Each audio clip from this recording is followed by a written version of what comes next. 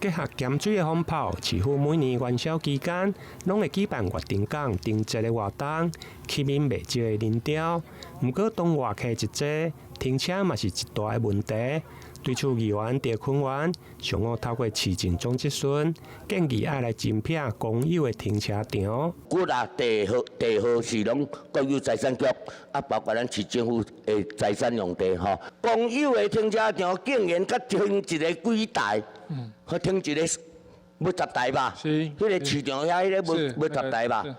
吼，所以大家爱调向迄个目标，来改善减去这个交通啦。安尼咁好。点公有土地来协助设置。除了停车问题，另外结合定节，议员嘛希望邻近的五座桥、监务局会用来加设景观的规划，串联整个月丁港的河道，甚至河道会用互小船来通行，带动观光。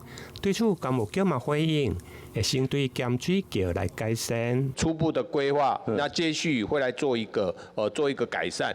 那再来就是你刚刚提到的景观的这个部分，我们会从护栏跟相关的一个设施，本来有一个景观的意向的一个出来。咸水人，你一个期待讲，嘛有可能因会借着这条月丁港，是毋是临港妈祖要登来，我用坐船啊定落。这嘛是一个历史啦，有游船、有景观，甲伫停车的位置。另外，佫需要解决的，就是游客上化妆室的问题。目前除了公20公园内面设有公共的便所，另外环保局配合月丁港，嘛将要伫个古月桥的边啊来兴建一座公共便所。目前嘛正在规划设计当中。台南新闻林跟杨顺怀采访报道。